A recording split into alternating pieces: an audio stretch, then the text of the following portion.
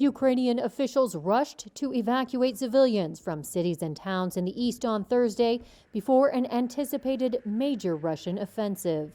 Officials say Russian forces are regrouping to try to gain full control over eastern regions after withdrawing from the area around the capital, Kyiv.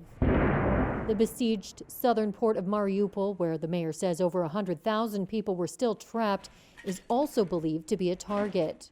Ukrainian President Volodymyr Zelensky kept up his pleas for more help, urging the democratic world to reject Russian oil and block Russian banks from the international finance system in a speech to Greek parliament. Once and for all, we will teach Russia and any other potential aggressor that those who choose war always lose. Those who try to deprive of independence and destroy a country's territorial integrity always lose. Those who blackmail Europe with an economic or energy crisis always lose. The pressure to further tighten sanctions follows international condemnation of apparent executions of civilians in the streets of Bucha, a town northwest of Kyiv that was recaptured from Russian forces.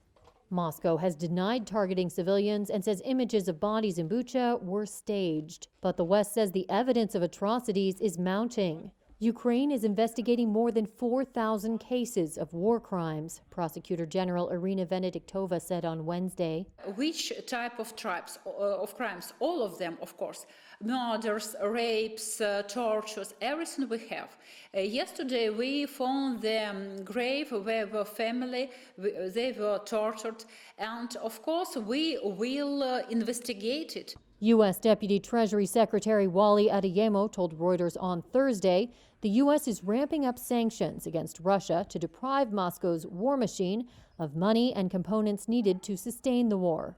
We're committed to continuing to go after things that are critical to their supply chains, things that are important to building their tanks, to supplying the missiles that they need, making sure that they have fewer resources to not only fight this war on Ukraine that they have started, but also to project power into the future. In a symbolic move, the United Nations General Assembly voted to suspend Russia from the UN Human Rights Council, passing a resolution expressing grave concern for the ongoing humanitarian crisis in Ukraine.